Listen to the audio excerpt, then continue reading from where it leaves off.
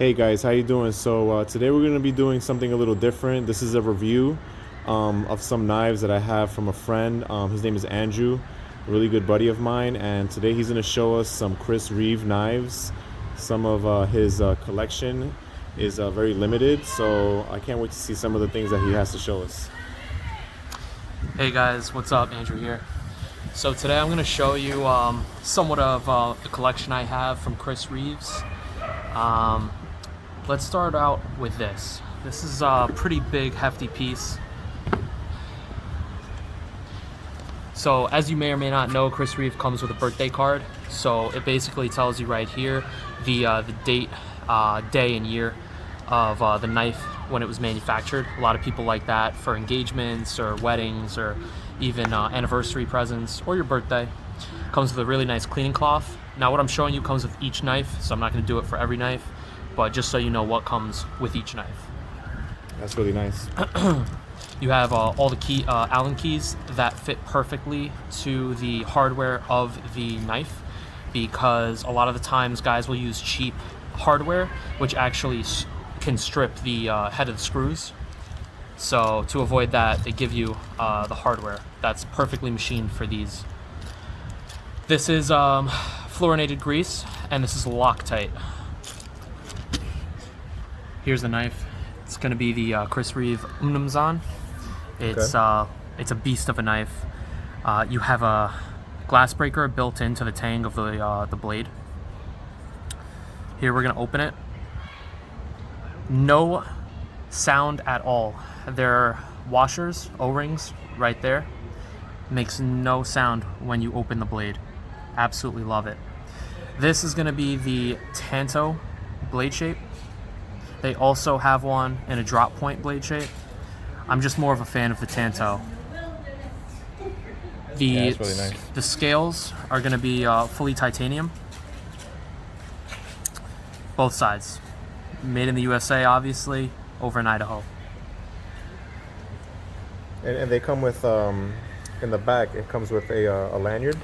Yeah. Most of them come with a lanyard? Well, you can order them from manufacturer with or without lanyard. And they have multiple types of lanyards, different colorations, and different beads. Okay. Yeah, so that's up to your personal preference. Throughout these knives, I have different beads and different lanyards throughout each, so you could get a feel for each. Okay. All right. One thing I didn't mention before is that this box is one of the newer boxes that the knives that are coming out of the factory come with.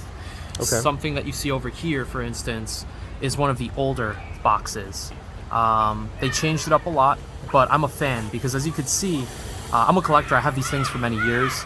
The box actually started to rip a little bit here, and just for me, I don't like that. So something like this box is a bit more substantial. It's oh, it sounds harder. yeah, it's a hard like hard cardboard. Okay. So I'm a huge fan of that. That's really nice, yeah. So getting back to the Untitled, really quick, uses, intended purposes and usages of this. 100% you can absolutely use it for EDC. However, it is a larger blade and a larger overall knife for my EDC purposes. So I don't tend to carry it as often as I would, let's say, if I had a job that, let's say you're a firefighter, a police officer, something that you could utilize the glass breaker for on more of a common occurrence. Also, the bigger blade. So what's the size on this? What's the blade length, the handle length? So I don't have the exact specifications off the top of my head. All those are listed on the website, very easily attainable. But it's going to be close to a 4-inch blade. Okay. And overall, it's probably approximately about 9 inches. Oh, wow, that's pretty big. Okay. Yeah.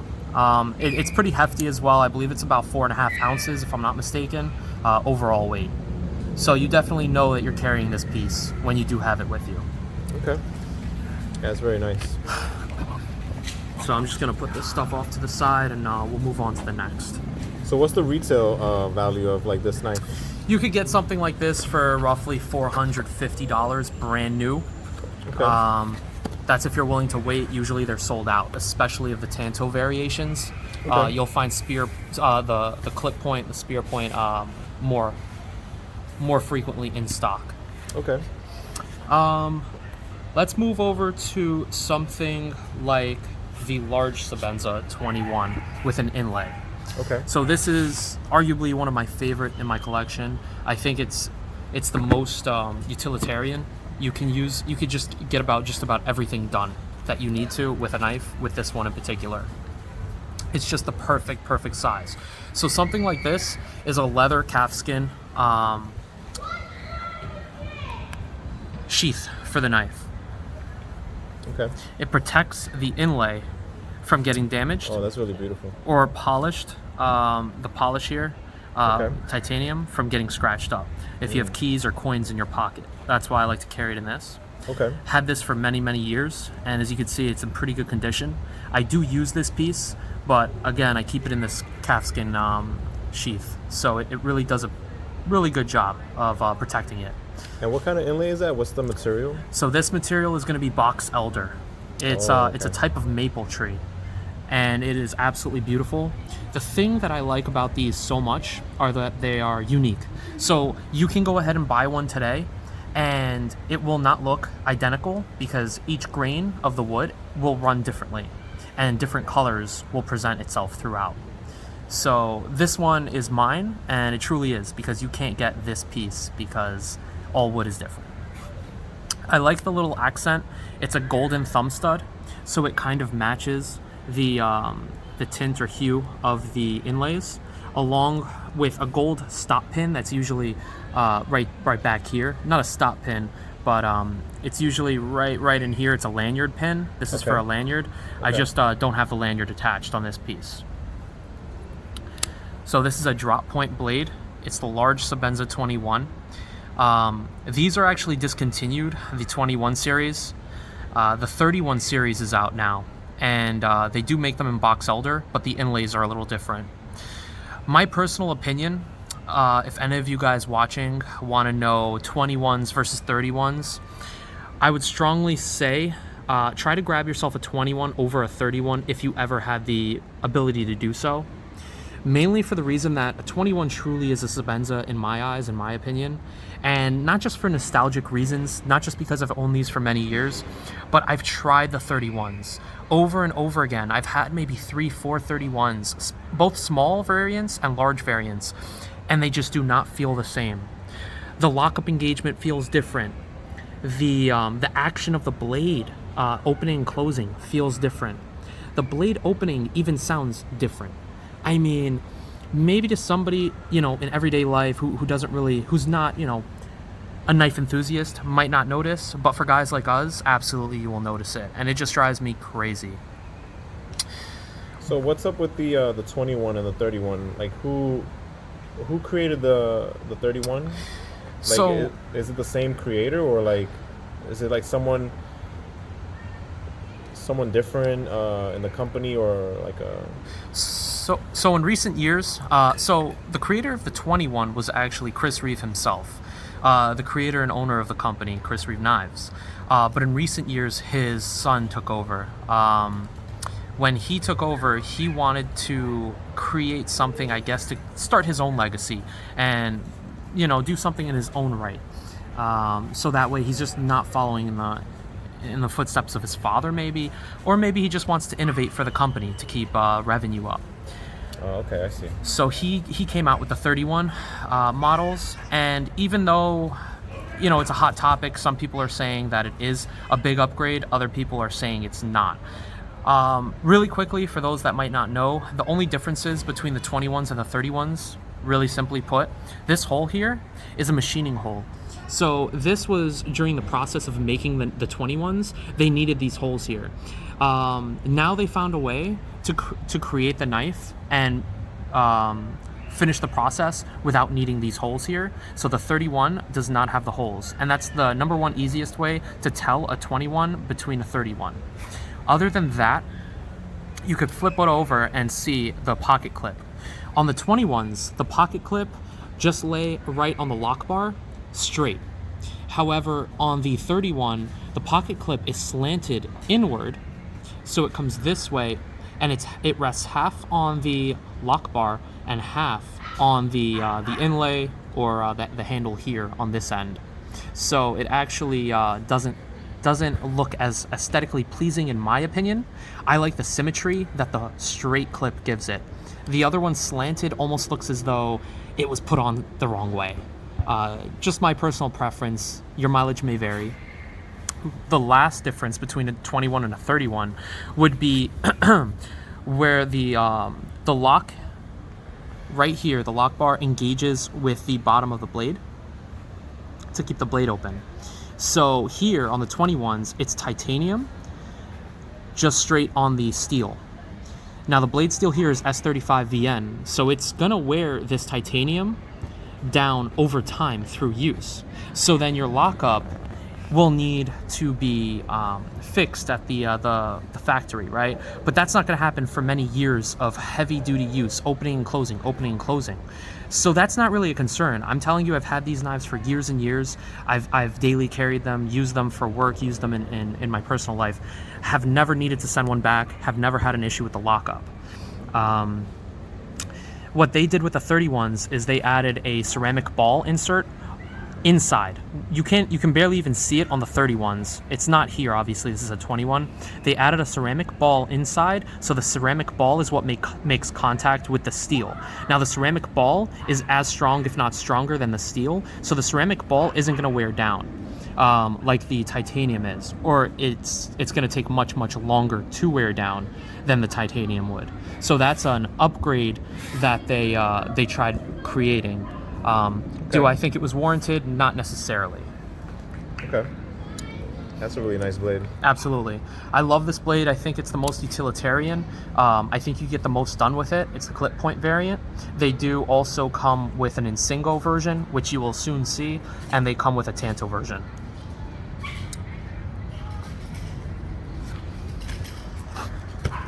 So I'm just going to push this off to the side for you guys.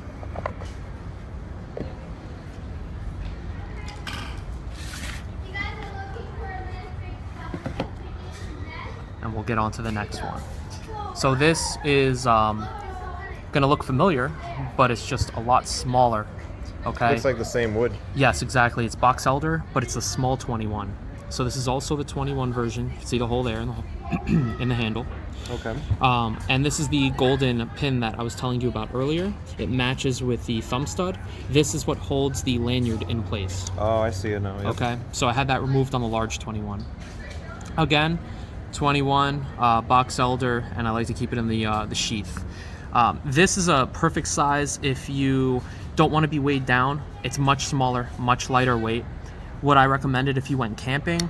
Not necessarily. I would take a large on me because you could even process firewood with a large 21, in my opinion. I've done it in the past. So again, clip point blade, box elder, small Sebenza 21.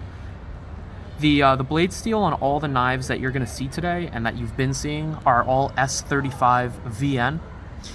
Since the upgrade to the 31s, they are all in S45, I believe. I think they made the transition not too long ago.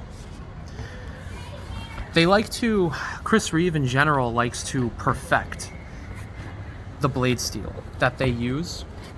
And once it's perfected, they don't like to switch around like a lot of companies do. You'll see the company Spyderco, for instance. They like to switch around and use different steels.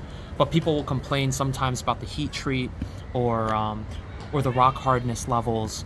And you know that's one thing you could depend on Chris Reeve for, to produce the absolute best steel that they are producing at that time for their blades. Okay. Now I'm going to move on to another small 21.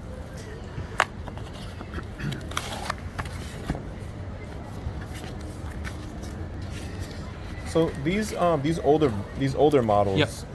What year were they made? Does it say Absolutely. So I don't know the exact time frame of when they started and stopped using the older boxes. However, each knife will come with its own birth card, like I said earlier. So, for instance, this one came with this. So this was created back this was in 2013. in 2013. So it was a while ago. Oh wow! It was a while ago. You're talking about 8 years now. 8 years tomorrow, I believe. Okay. So this is a small Sebenza. This is just a lanyard I made and threw on it myself. This material is going to be called Micarta. It's black Micarta Inlays. It's just a very hard material that's used in electrical devices, but they found that it's pretty resistant to the weather, so it goes well on an EDC blade. It's honestly one of my favorite because it contrasts so well with the dark powder coated, bead blasted titanium scales. I noticed the inlays are pretty much the same design. Like it's two pieces of wood or micarta, and it's placed in the same style. Yes. So on the 21s, you will find that they are all placed exactly identically throughout. You'll have one strip on the back, and you will have two pieces on the front. However, with the 31, if you look at the 31s, it will be different.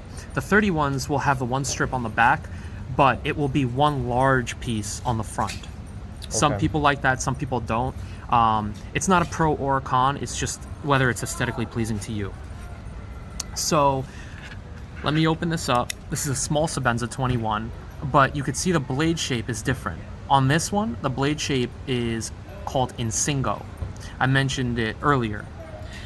I actually found that this blade shape does an amazing job at slicing.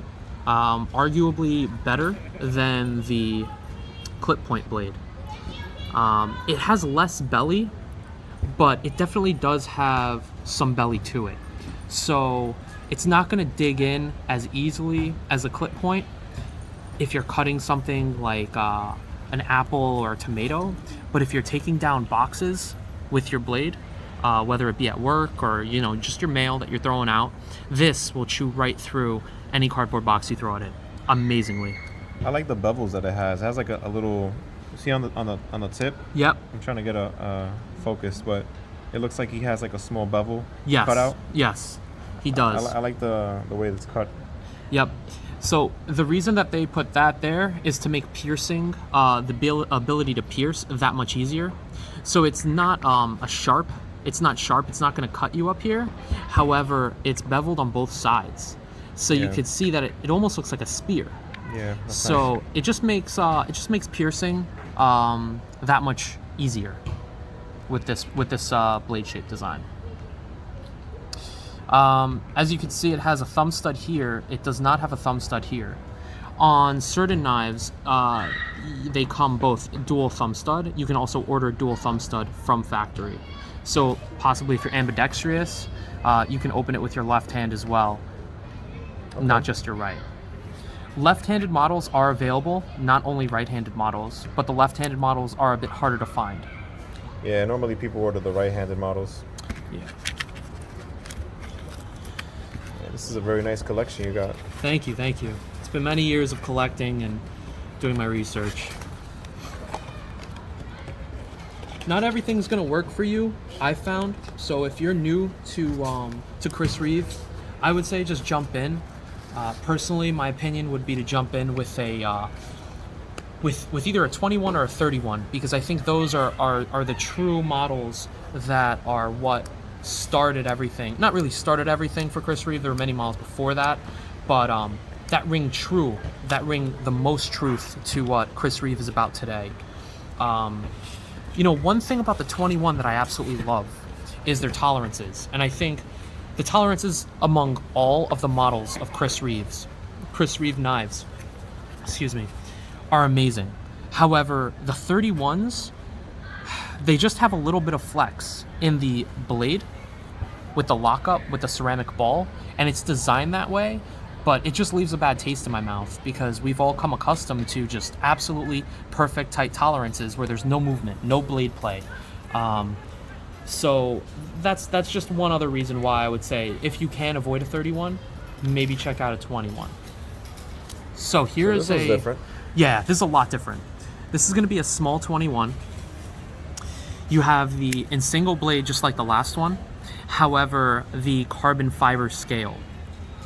Now these are definitely more rare and absolutely beautiful in my opinion.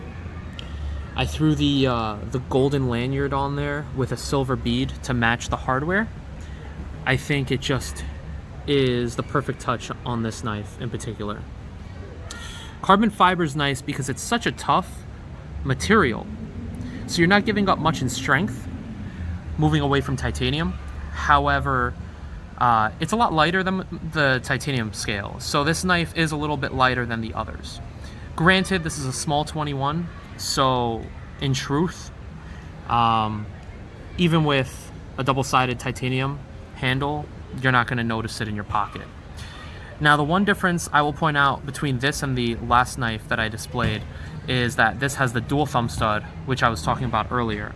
So this I can hand to, left-handed, right-handed individual. You'd be able to open this knife with relative ease. Obviously, it's set up for a right-handed use because you press in this way with your right thumb. So a left-handed individual might have some troubles with that. So that's why they come in either left or right-handed orientations. But if for that moment in time I handed this knife to a left-handed person, they would be able to open it with this thumb stud here. This is definitely one of my favorites. I just like the uniqueness to the carbon fiber on there, because we've all come to know that Chris Reeve's signature is that nice bead blasted titanium scale. So seeing carbon fiber gives it a different feel.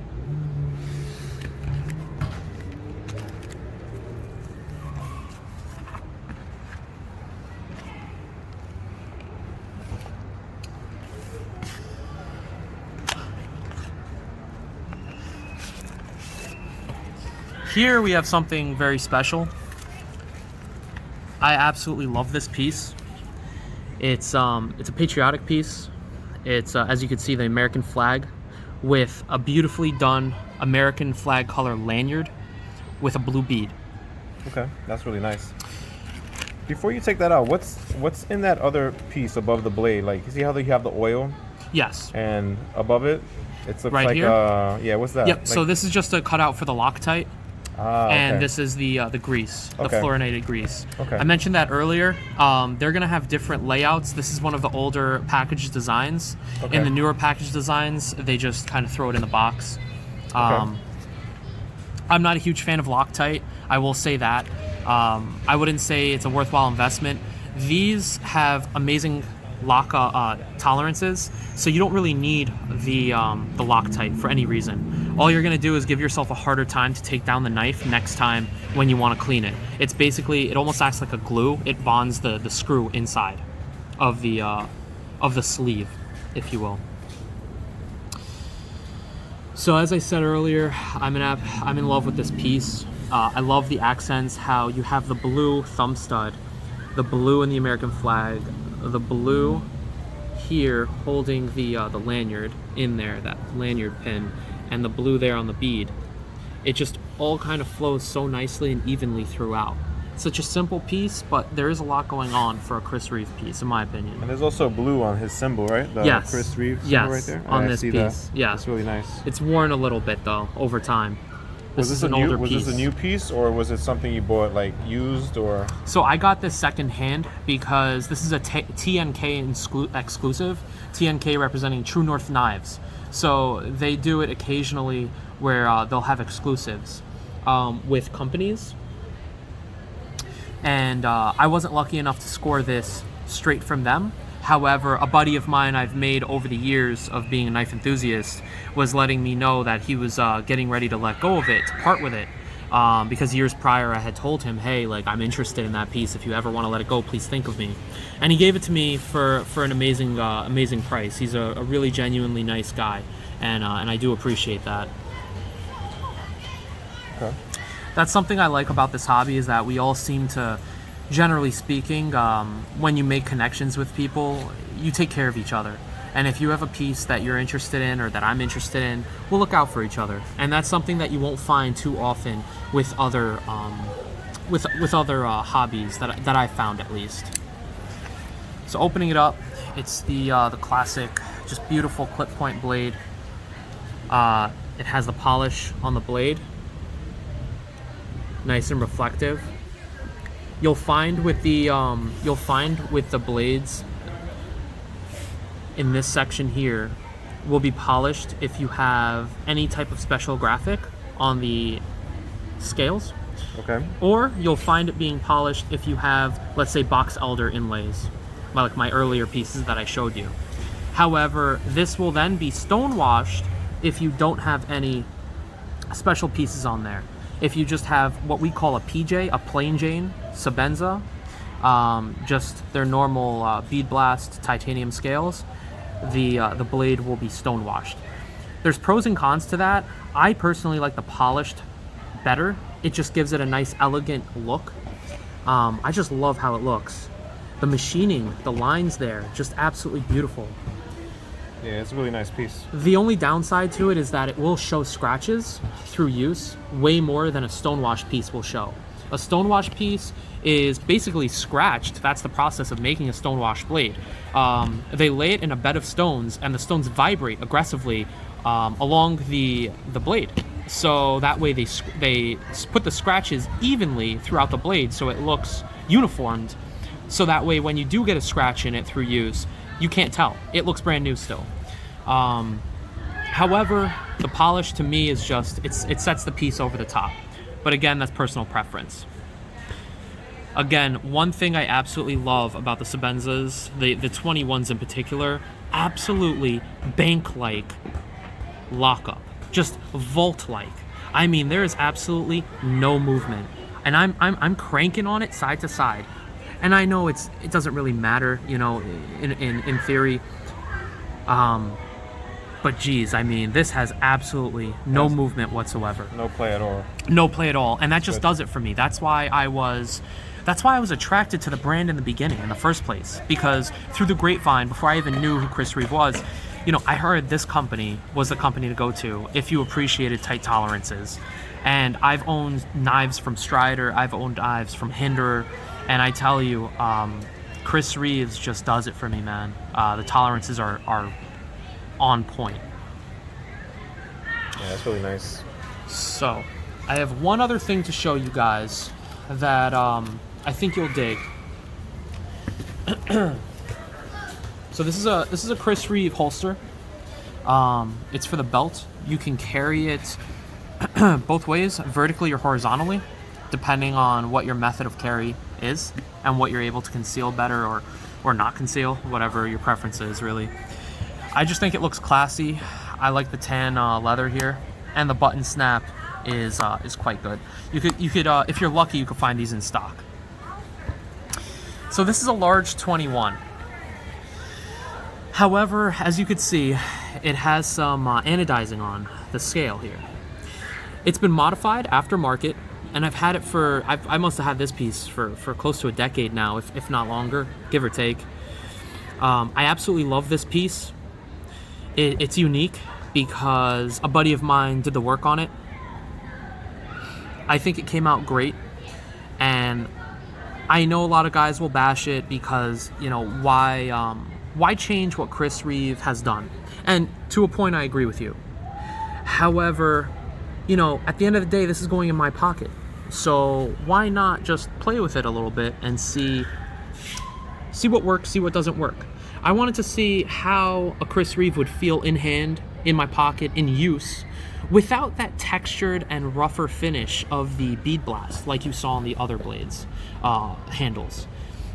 This is silky smooth. It feels like glass when I rub my finger along it. And if you're a fan of that type of texture, I just want you guys to be aware. That's why I brought it out today. I want you to be aware that this is something that you could absolutely do with your Chris Reeve if you like this type of texture and feel to your knives more. It just feels like more of like almost a machined finish, just smooth as glass, and I absolutely love it. It's amazing. Is the other side like that? No, so the other side is, we kind of call it like Scotch-Brighted, so they just sand it down, and almost sometimes with like a Brillo pad almost, and they just kind of remove, and it depends how bright you want to get it or how dark you want to leave it, will depend on how much work you have to put into it. But as you can see, it is still grayed on the back. And it looks worn, but it gives the knife character, you know, and it has been used for many years. So I do like the character. I do like use marks. I'm not one of those guys that needs my knives pristine. because at the end of the day, I like to use my knives and get enjoyment out of them. Part of that is fondling them, but a large part is carrying them and actually using them in day-to-day activities.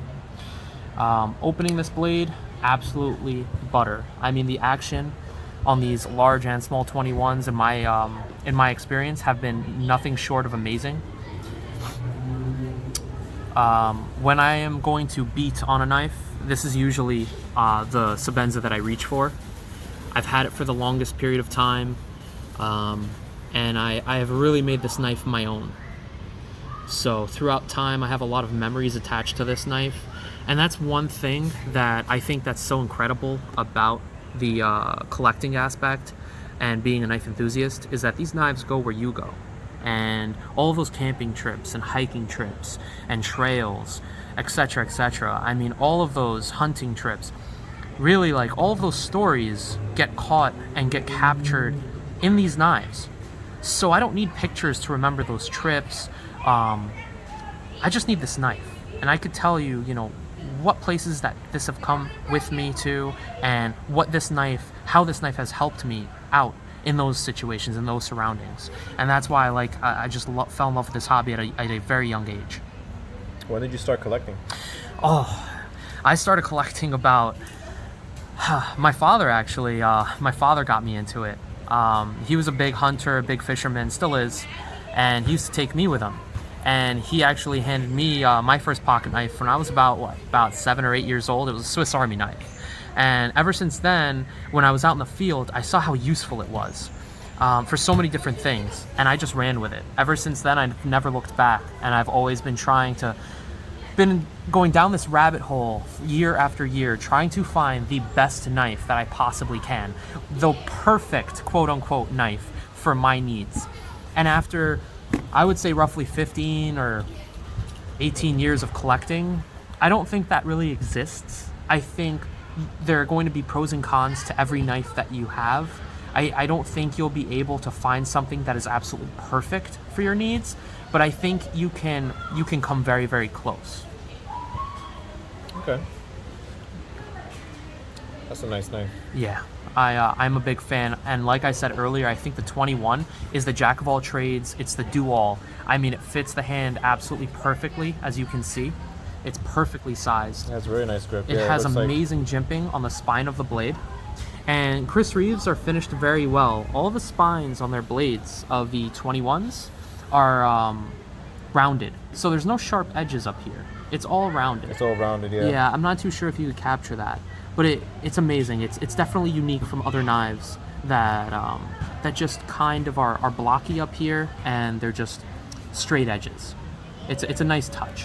And the handle grip is nice too. Like, Absolutely. It fits the hand good, yeah. It fits the hand perfectly. It's locked in already before I place my thumb on this aggressive jimping here.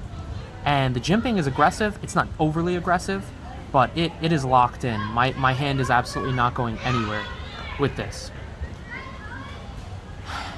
That's a nice piece. Yes. So, again, for all those guys who are in the beginning stages of the hobby, I'd suggest not trying to fixate too much on finding the perfect one for you. I would say that this hobby is all about the journey and not really trying to achieve that end goal of, okay, this is the knife for me and that is it.